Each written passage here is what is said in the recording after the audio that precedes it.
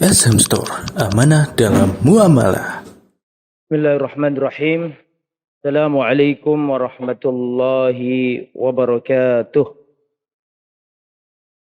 Innal hamdalillah nahmaduhu wa nasta'inuhu wa nastaghfiruh wa na'udzu billahi min syururi anfusina wa min sayyiati a'malina. Man yahdihillahu fala mudilla lahu wa man yudlil fala hadiyalah.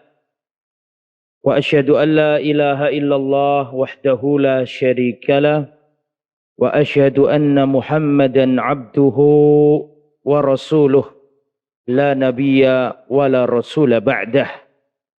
اللهم صل وسلم وبارك على نبينا وحبيبنا محمد وعلى آله وصحبه ومن سار على نهجه إلى يوم الدين.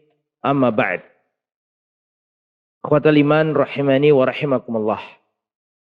Kita lanjutkan kajian kitab Al-Arba'in fi Huquq Rabbil Alamin. Hak-hak atau 40 hadis tentang hak-hak Rabb semesta alam. 40 hadis khusus tentang tauhid. Dan kita telah sampai pada Al-Hadis Al-Hadiyah Asyarah. Hadis yang ke-11. Qala al-muallif hafidhahullah anin Nu'man ibn Bashir radhiyallahu anhu anin nabiyyi sallallahu alaihi wasallam. Dari Rasulullah sallallahu alaihi wasallam qala, Rasulullah bersabda, ad-du'a'u huwal ibadah. Ad-du'a'u huwal ibadah. Doa adalah ibadah. Qala ta'ala wa qala rabbukum ud'uni astajib lakum. Dan Tuhanmu berkata, ud'uni, berdoalah kepadaku, astajib lakum, aku akan mengabulkan doamu. Rawahu Abu Dawud, hadis sahih, riwayat Imam Abu Dawud. Jadi hadis ini menerangkan bahwa doa itu ibadah. Karena doa itu ibadah, maka harus ditujukan hanya kepada Allah. Berarti memalingkan doa untuk selain Allah merupakan kesyirikan. Tidak boleh berdoa kepada selain Allah. Wa annal masajida lillahi. Sesungguhnya masjid-masjid itu milik Allah. Fala tad'u ma'allahi ilahan akhar. Maka kamu jangan berdoa, meminta, menyeru ya kepada siapapun selain Allah. Surat Al-Jin ayat 18. Fala tad'u, janganlah kalian berdoa ma'allahi ahada. Janganlah kalian berdoa kepada sesuatu bersama Allah.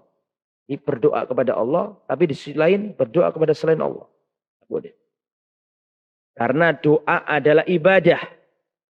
Dan ibadah harus dipersembahkan hanya kepada Allah Subhanahu wa ta'ala. Kemudian di dalam Al-Quran itu banyak sighah atau lafaz yang begini. Yas'alunaka. Mereka bertanya kepadamu Muhammad tentang sesuatu. Ya. Yas'alunaka anil mahiyum. Mereka bertanya kepadamu wahai Muhammad tentang mahid. Qul, katakan Muhammad begini, begini, begini. Yas'alunaka 'anil anfal. Mereka bertanya kepadamu wahai Muhammad tentang al-anfal. Qul, katakan Muhammad, al-anfal itu ini, begini, begini. Yas'alunaka 'anil ahilla. Mereka bertanya kepadamu Muhammad tentang bulan sabit. Qul, katakan Muhammad, Bulan sabit itu begini, begini, begini. Dan itu banyak model-model seperti itu. Tapi ada yang berbeda. Itu dalam surat Al-Baqarah. Wa idza sa'alaka ibadi anni. Dan apabila mereka bertanya kepadamu Muhammad tentang aku, maka maka Allah tidak mengatakan kul, katakan Muhammad. Enggak pakai kata kul. Tapi Allah jawab sendiri secara langsung. Wa idza sa'alaka ibadi, kalau hamba-hambaku bertanya kepadamu Muhammad anni, tentang aku, Allah enggak mengatakan kul, katakan kepada mereka. Enggak, Allah enggak ngomong gitu. Tapi Allah sendiri yang jawab. Fa inni qarib. Sungguhnya aku itu dekat.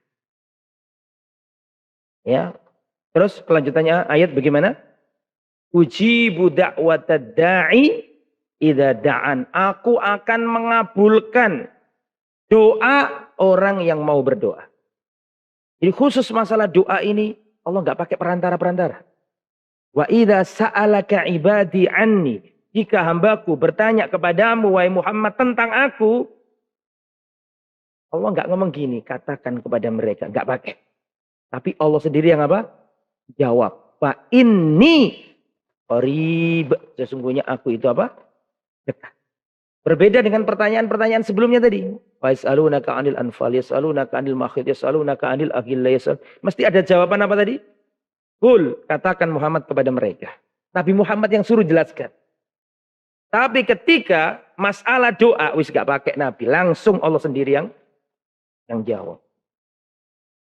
Ya. Wa idza sa'alaka ibadi anni fa inni qarib ujibu da'watad da'i idza da'an. Aku akan mengabulkan doa bagi orang-orang yang mau berdoa. Ud'uni, mintalah kepadaku, astajib lakum, aku akan mengabulkan doa kalian. Jangan memakai perantara-perantara yang tidak dibenarkan dalam Islam. Karena Allah sudah menyuruh kita langsung minta kepadanya. Paham maksudnya? Adapun masalah tawasul ada yang boleh dan ada yang tidak boleh, nanti ada babnya sendiri.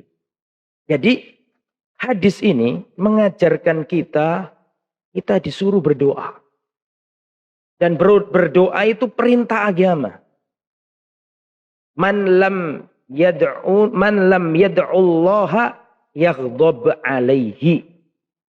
Barang siapa tidak berdoa kepada Allah, Allah murka kepadanya. Ana ukarir uktubu.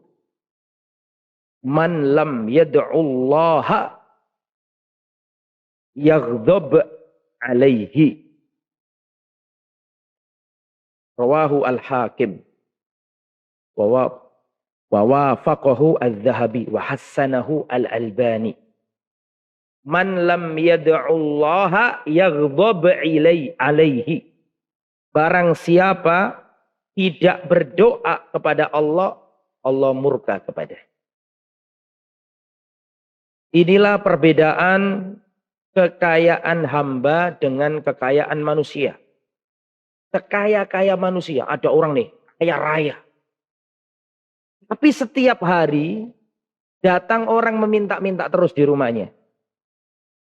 Ada orang kaya raya, tapi setiap hari ada seorang ngemis selalu datang ke rumahnya, terus-terusan setiap hari pokoknya.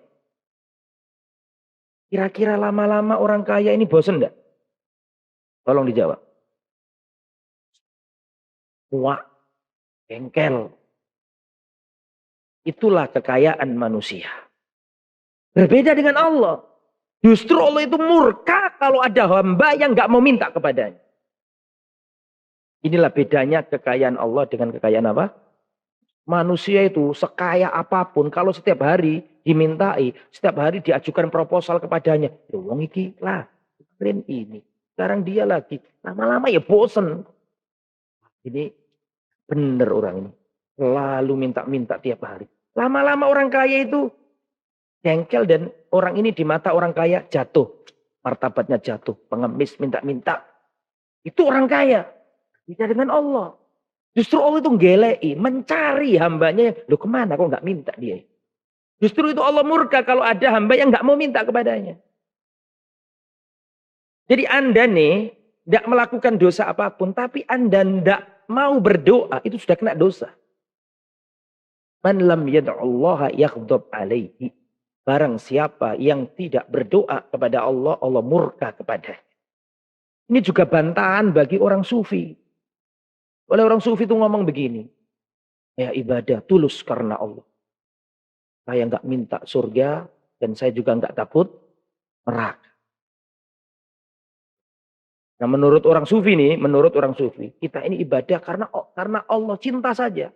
Nggak mau surga dan juga nggak takut apa? Kayak bener, padahal nggak bener itu. Kelihatannya bener, padahal nggak bener. Karena Rasulullah itu manusia yang paling bertakwa, tapi Rasulullah ngajari kita untuk minta surga. Bahkan Allah sendiri ngajari kita supaya kita minta surga. Karena permintaanmu kepada Allah itu bukti penghambaanmu kepada Allah. Kalau kita ini waktunya imtihan tidak berdoa. Waktunya apa-apa nggak berdoa. Jadi merasa nggak butuh Allah. Nah ini adalah kejahatan. Merasa tidak butuh Allah itu adalah dosa. Nah orang itu kalau berdoa, dia mengumpulkan dua kebaikan. Orang kalau berdoa, dia akan mengumpulkan dua kebaikan. Kebaikan yang pertama, dia mengagungkan Allah Subhanahu wa ta'ala. Dan kebaikan yang kedua, dia merendahkan dirinya di hadapan Allah. Dan dua-duanya itu adalah ibadah yang mulia. Jadi nggak boleh kita seperti orang sufi. Kayak ini ibadah murni, ikhlas karena cinta sama Allah, nggak ingin surga. Ini bukan karena surga. Dan saya juga nggak takut sama neraka. Orang beribadah kok ingin dapat surga, kayak pedagang saja. Ibadah untung rugi. Ibadah kok takut neraka, kayak budak saja mengerjakan sesuatu karena takut dicambuk oleh majikannya. Sepertinya benar, padahal tidak benar itu. Karena Allah sendiri mengatakan bahwa Allah berdagang sama kita. Mana dalilnya? Hal adullukum ala tijaratin tunjikum. Maukah kamu saya tunjukkan perniagaan? Berarti Allah menamai kita dengan transaksi apa? Transaksi apa? Perniagaan apa?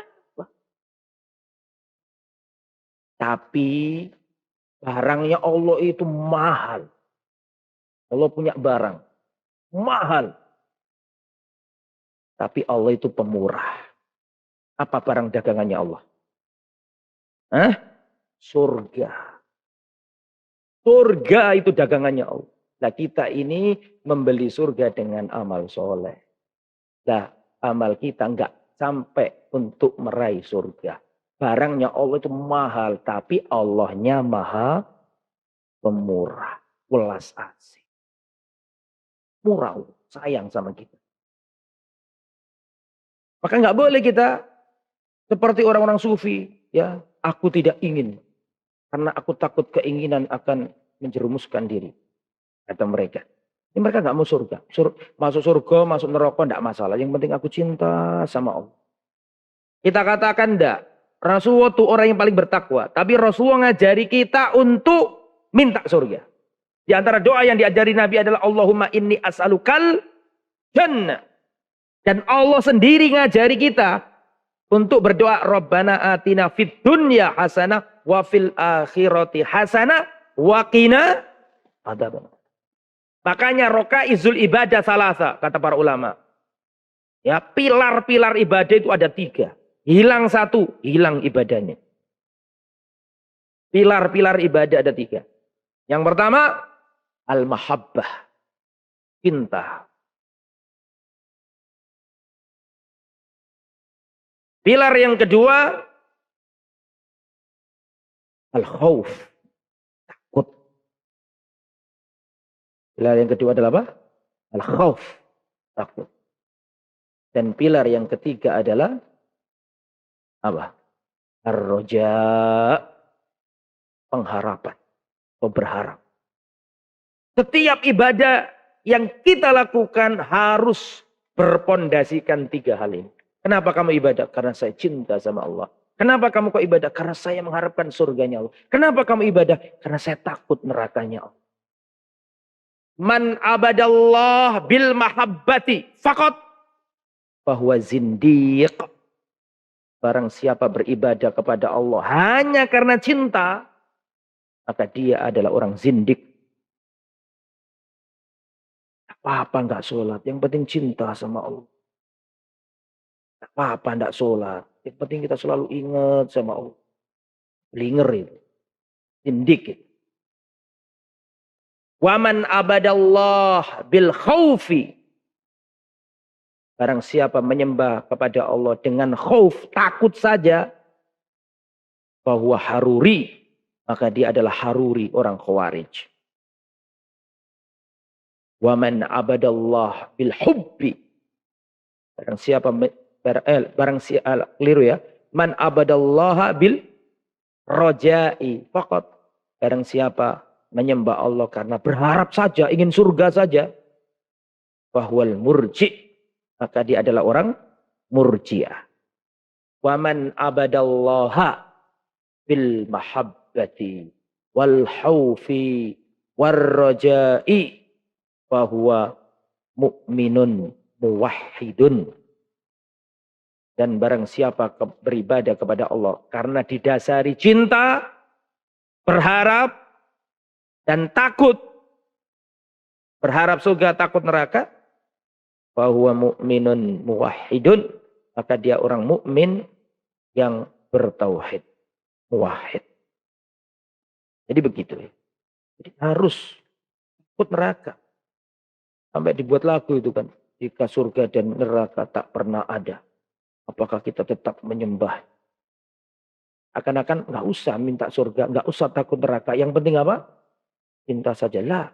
Banyak ayat ngajari kita untuk minta surga. Karena kamu itu minta surga, itu berarti kamu merasa dirimu butuh Allah.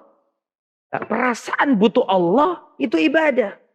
Kalau kamu takut terhadap neraka dan memohon kepada Allah, dilindungi dari neraka, itu bukti penghambaanmu kepada Allah.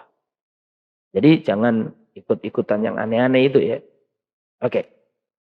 Apa sih manfaatnya doa itu? Doa itu punya manfaat. Yang pertama, ad-du'a'u yaruddul qadha. Doa itu bisa menolak ketetapan Allah. Mana dalilnya? Saya baca, perhatikan. Qala Rasulullah sallallahu alaihi wasallam la yaruddul qadha'a illa du'a. Tidak ada yang bisa menolak ketetapan Allah kecuali doa. Wala yazidu fil umri illal bir. Dan tidak ada yang bisa menambah umur kecuali berbakti pada orang tua. Berbuat baik kepada orang. Dan Rasulullah SAW bersabda, perhatikan ini hadis luar biasa. Antum hafal dan antum sampaikan kepada orang-orang dekat antum sebagai bekal dalam berdakwah. Saya bacakan sebuah hadis. Yang tadi riwayat Imam Tirmidzi. Rasulullah bersabda, "Ma min muslimin yad'ullaha bida'watin laisa fiha ithmun wala qati'atu rahibin illa a'tahu Allahu biha ihdas salas." Tidaklah orang Islam, tidaklah seorang muslim berdoa kepada Allah selama dirinya tidak melakukan kedoliman dan selama dirinya tidak memutus silaturahim, pasti Allah memberinya satu di antara tiga hal. Saya ulangi. Siapapun seorang muslim berdoa kepada Allah selama dia tidak melakukan kedoliman, selama dirinya tidak memutus silaturahim, pasti Allah berikan kepadanya satu di antara tiga kemungkinan. Tidak mungkin tidak dapat sama sekali. Pasti dapat salah satu di antara tiga hal. Apa tiga hal ini? Kemungkinan yang pertama, an yu'ajjila lahu da'watuhu. An yu'ajjila lahu da'watahu. Kemungkinan yang pertama, Allah langsung kabulkan doanya. Ya, pokoknya ada orang Islam, orang ini baik, nggak suka mendolimi orang lain dan tidak mau memutuskan silaturahim, terus dia berdoa. Pasti dapat satu di antara tiga. Nggak mungkin nggak dapat sama sekali. Pasti dapat satu di antara tiga hal. Kemungkinan yang pertama, an yu'ajjila lahu da'watahu. Allah segerakan ijabahnya. Allah, saya minta istri yang solehah, yang cantik ya Allah. Dikasih Allah subhanahu wa ta'ala. Langsung kontan. Itu kemungkinan yang pertama. Allahumma ya Allah urzuqna amwalan thayyibatan rizqan hasanah. Allah berikan rezeki yang barokah. Langsung dikasih sama Allah. Tiba-tiba bisnisnya lancar. Allahumma rzuqna zaujatan saniyatan. Apa artinya? Allah, aku minta istri yang kedua. Pak Lutfi misalnya dukung ini, misalnya Pak Lutfi. Langsung dikasih sama Allah. Tiba-tiba orang kenal, Pak, jangan mau tak saya nikahkan sama adik saya misal. Langsung dijawab Allah. Ini kemungkinan yang pertama. Langsung cash. Nggak pakai kredit. Langsung di cash sama Allah. Ini kemungkinan pertama. Kemungkinan yang nomor dua. Nggak langsung dikasih sama Allah. Tapi kemungkinan yang nomor dua adalah an yaddakhiroha lahu fil akhirah. Tidak Allah kabulkan langsung, tapi Allah simpan doa ini untuk kebaikan orang yang berdoa pada hari kiamat. Jadi tidak dikabulkan langsung, tapi doanya ini disimpan Allah sebagai tabungan akhirat untuk menolong orang yang berdoa di akhirat. Kalau orangnya amalnya banyak untuk mengangkat derajatnya. Kalau orangnya itu amalannya pas-pasan untuk nambal amalnya yang kurang-kurang itu. Jadi sengaja tidak Allah kabulkan langsung. Tapi Allah simpan untuk kebaikan orang yang berdoa. Itu kemungkinan yang nomor dua. Kemungkinan yang nomor tiga. Wa imma an yasrifa anhu minasu'i mitlah. Kemungkinan yang nomor tiga tidak dikabulkan langsung. Tidak disimpan untuk akhirat kita. Tapi yang nomor tiga adalah Allah gunakan doa tadi untuk memalingkan kita dari mara bahaya. Semisalnya. Untuk memalingkan dan menyelamatkan diri kita dari kejelekan semisal. Pasti dapat, gak mungkin gak dapat. Cuman pilihannya ada berapa tadi? Tiga. Salah satunya. Dan gak mungkin gak dapat sama sekali. Pasti dapat. Makanya tidak ada orang berdoa terus rugi, itu tidak ada. Pasti dapat. Selama orangnya baik, tidak mendolimi orang, dan tidak apa tadi? Memutus, pasti dapat. Makanya ada orang berdoa minta kaya, nggak dikasih kaya sama Allah.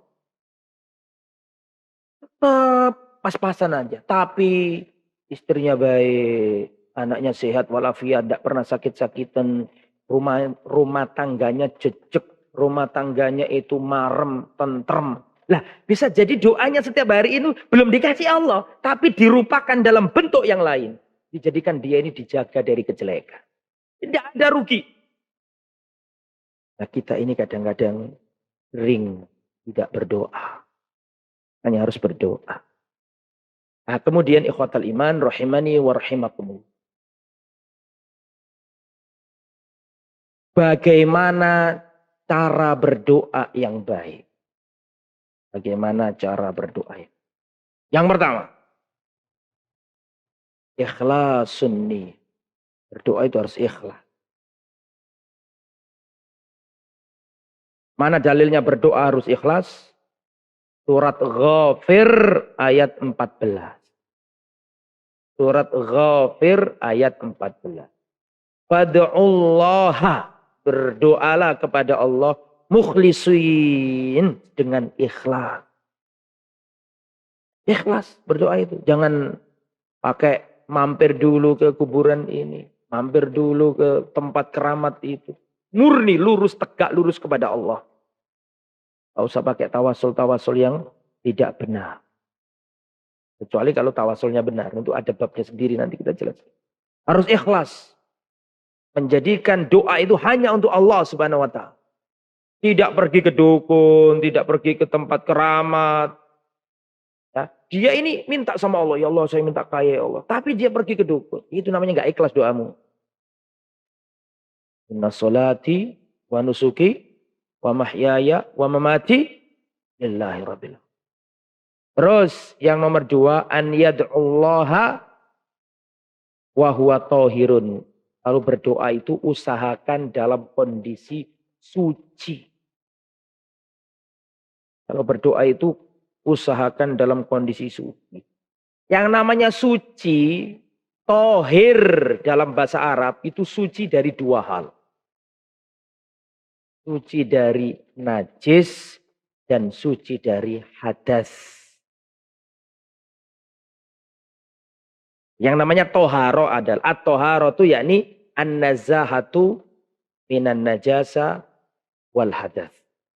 Jadi yang dimaksud toharo, mensucikan diri adalah suci dari hadas dan najis. Pertanyaan saya, apa perbedaannya najis sama hadas? Ayo, siapa yang bisa? Fadal, Furqan, bismillah. Yang keras kalau ngomong itu laki-laki.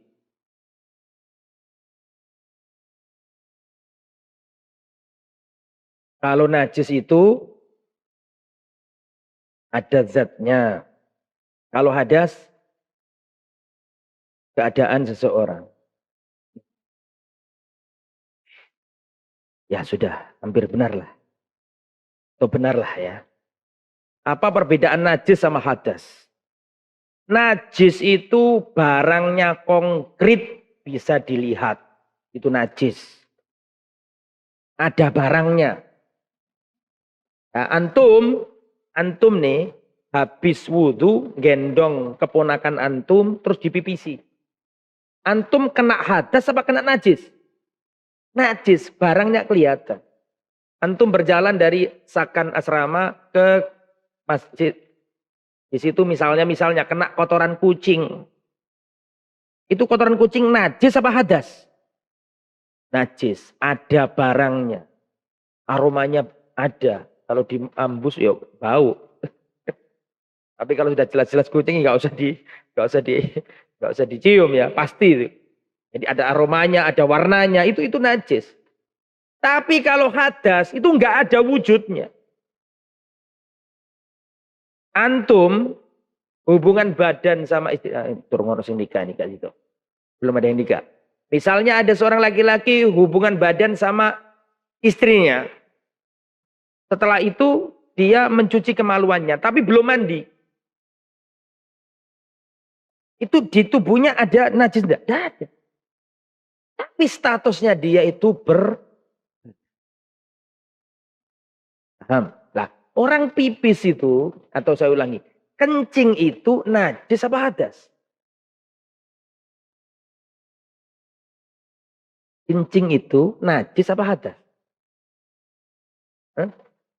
Terperinci. Kalau yang dimaksud kencing itu cairan yang keluar, ini apa?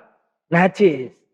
Tapi kalau habis pipis, maka keadaan orang ini keadaannya loh ya, berhadas.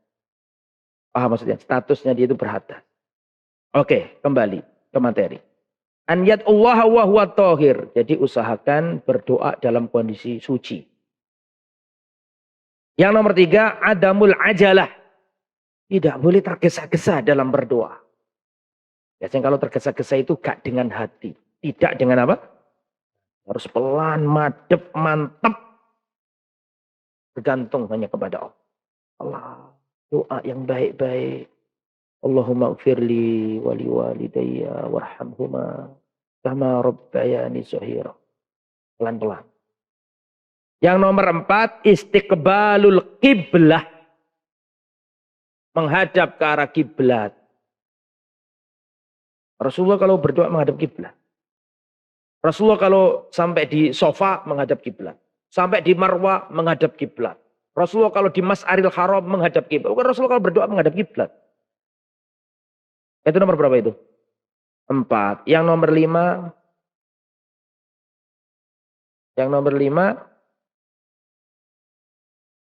Memuji Allah dulu.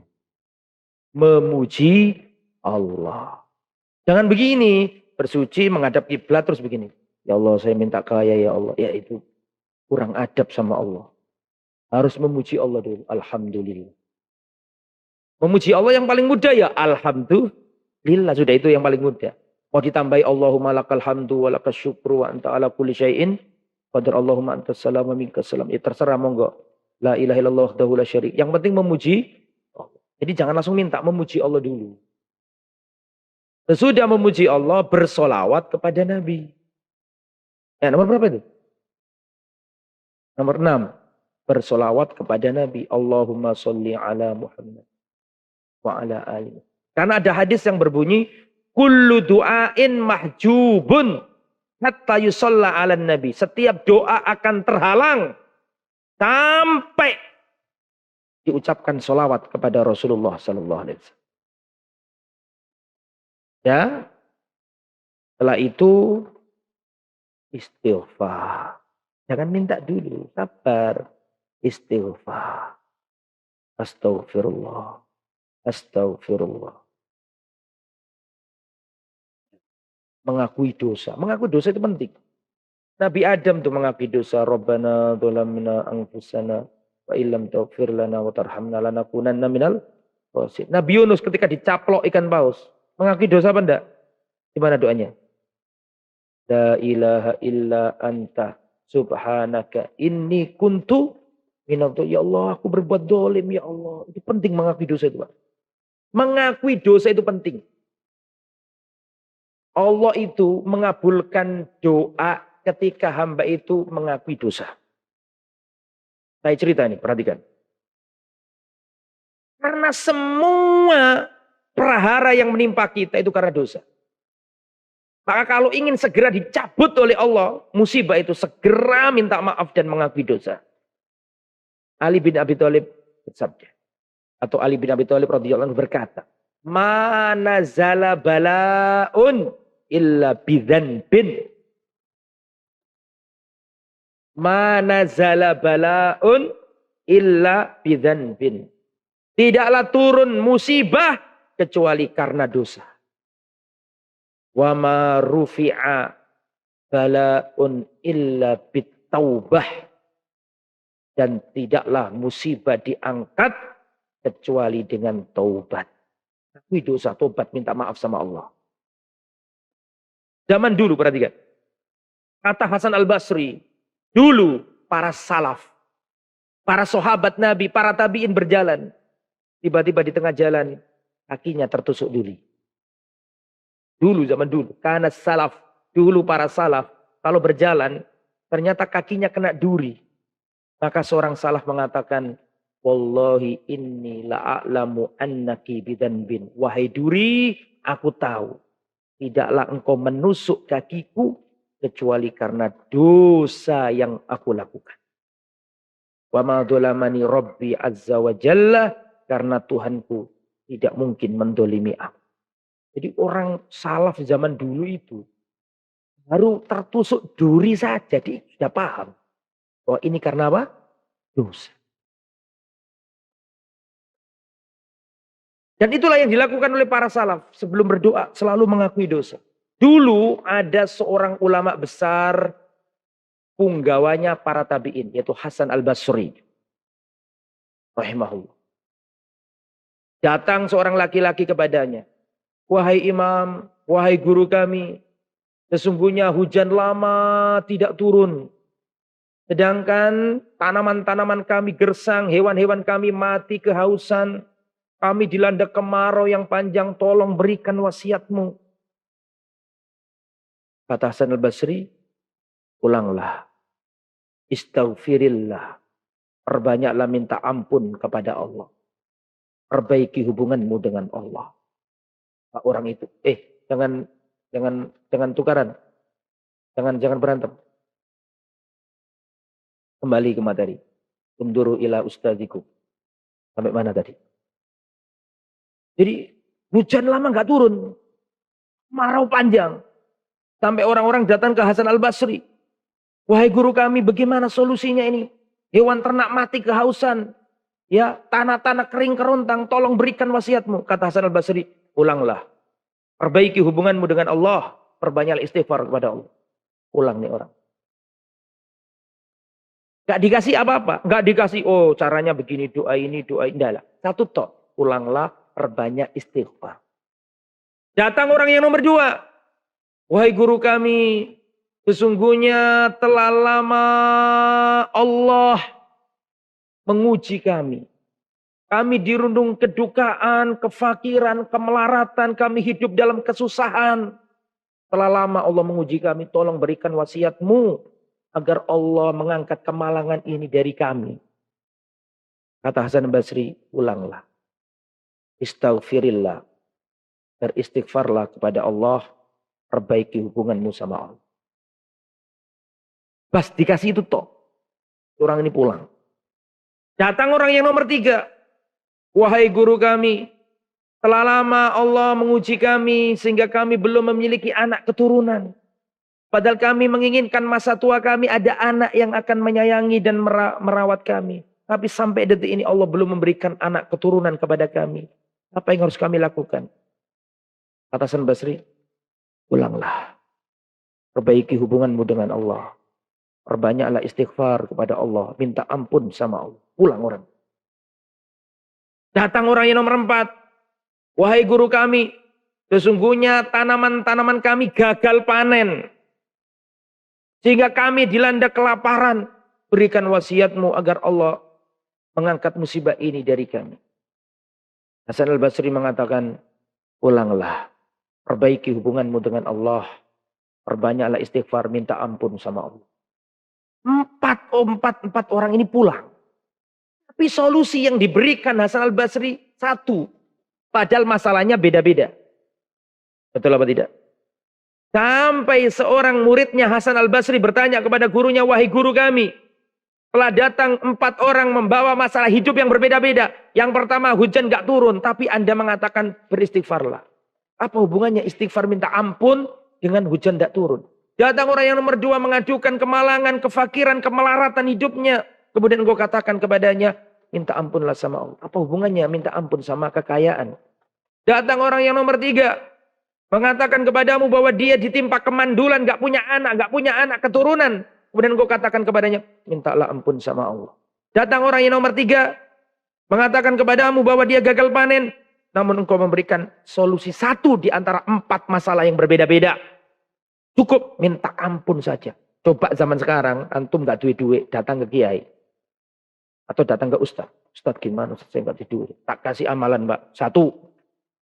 Sampai harus membiasakan bacaan surat ini. 2. Harus sholat malam. 3. Kan banyak kalau zaman sekarang nih. Hasan al-Basri enggak. Pokoknya si kiai. 1 aja. Minta maaf sama Allah yang sungguh-sungguh. Mengakui dosa. Akhirnya ini membuat seorang sahabat atau muridnya Hasan al-Basri bertanya, kenapa kok cuma 1 solusinya ini? Padahal masalahnya beda-beda. Kata Hasan al-Basri, solusi itu bukan dari diri. Tapi Allah sendiri yang mengatakan itu dalam surat Nuh. Antum sudah hafal semuanya. Surat Nuh. Faqultu astaghfiru rabbakum innahu kana ghaffara.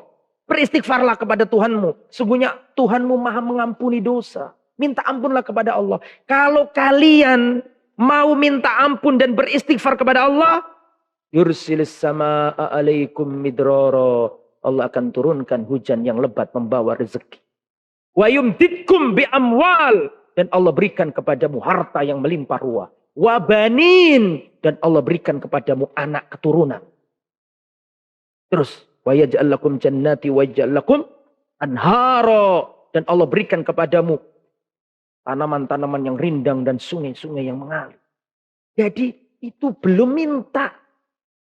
Belum minta sesuatu, belum. Cuma ngakui dosa saja. Cuma mengakui bahwa kita ini berdosa, minta ampun sama Allah. Itu menurut Al-Quran dikasih 4 tuh. Hujan turun. Yang kedua apa tadi?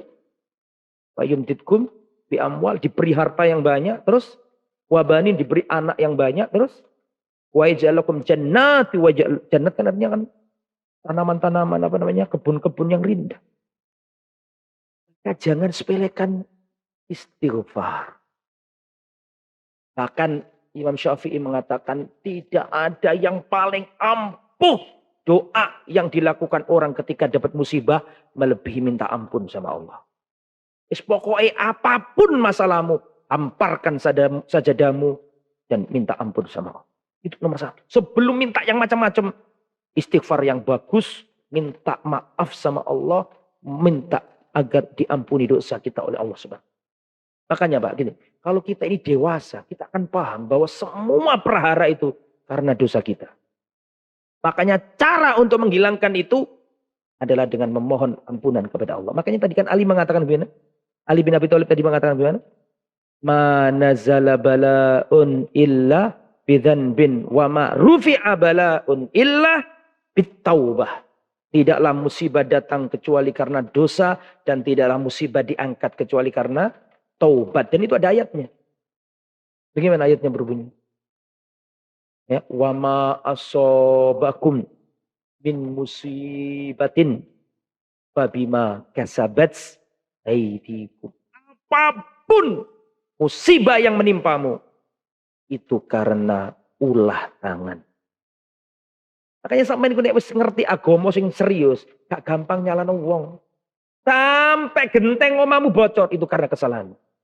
Sampai tikus masuk rumahmu itu karena dosa. Sampai istrimu berani kepadamu itu karena dosa. Makanya para salaf tuh ketika dirinya dilandang gelisah langsung bermunajat sama Allah, minta maaf sama Allah. Karena intinya perhara hidup ini karena dosa yang kita lakukan. Minta maaf sama Allah, akan Allah selesaikan masalahmu. Perbaikilah hubunganmu dengan Allah, Allah akan memperbaiki hubunganmu dengan makhluk-makhluknya. Makanya apapun masalahmu, perbaiki hubunganmu kepada Allah.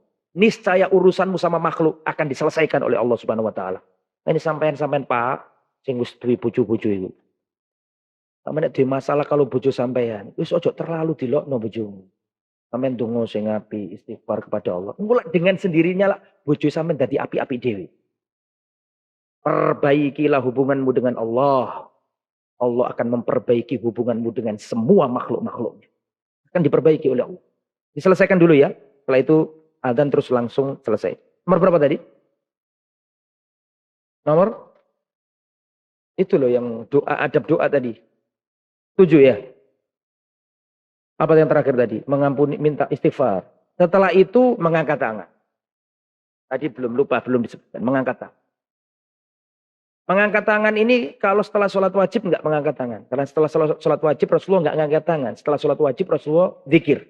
Ada zikir-zikir yang diajarkan Nabi itu yang di kitab kecil itu. Tapi kalau setelah sholat sunnah, setelah sholat duha, setelah sholat tahajud lah kita berdoa angkat tangan. Karena mengangkat tangan itu sunnah Nabi. Terlalu panjang kalau dijelaskan. Terus yang nomor 9, berdoa untuk diri sendiri. Dulu. Jangan orang lain dulu. Berdoa untuk diri kita sendiri. Makanya doanya kan gini Bu. Allahumma firli waliwa. Ya Allah ampunilah dosaku. Jangan dosa orang lain dulu. Kita dulu. Makanya al-bad'u bid-du'a li nafsihi. Mendoakan diri sendiri dulu. Sebelum mendoakan orang lain. Yang nomor berapa sekarang? Nomor 10, at-tikrar fid doa. Mengulang-ulang doa. Rasulullah itu senang kalau hamba itu ngulang-ulang doa. Diulangi lagi. Senang Allah itu dengan ilhah. Ilhah itu merengek-rengek. Merengek-rengek kepada makhluk itu kehinaan. Tapi merengek-rengek kepada Allah adalah kemuliaan. Kalau sama makhluk jangan pernah merengek-rengek. Tapi kalau sama Allah harus merengek. Ya Rabbi, ya Allahumma firli. Harus diulang-ulang. Jadi merengek-rengek kepada Allah adalah kemuliaan. Sedangkan merengek-rengek kepada makhluk adalah apa? Kehinaan. Nah, itu ya kurang lebih seperti itu. Sebenarnya masih banyak yang perlu disampaikan masalah doa ini. Karena ada bab tawasul. Kalau berdoa itu tawasul yang benar bagaimana? Itu enggak mungkin sekarang. Kita cukupkan sampai di sini pada pertemuan kali ini. Semoga apa yang disampaikan bermanfaat. Mohon maaf atas segala kekurangan dan kekhilafan. Subhanakallahumma wa bihamdika asyhadu an la ilaha illa anta astaghfiruka wa atubu ilaik. Wassallallahu ala nabiyyina Muhammadin wa ala alihi wa sahbihi ajma'in. Walhamdulillahirabbil alamin. Wassalamualaikum warahmatullahi wabarakatuh.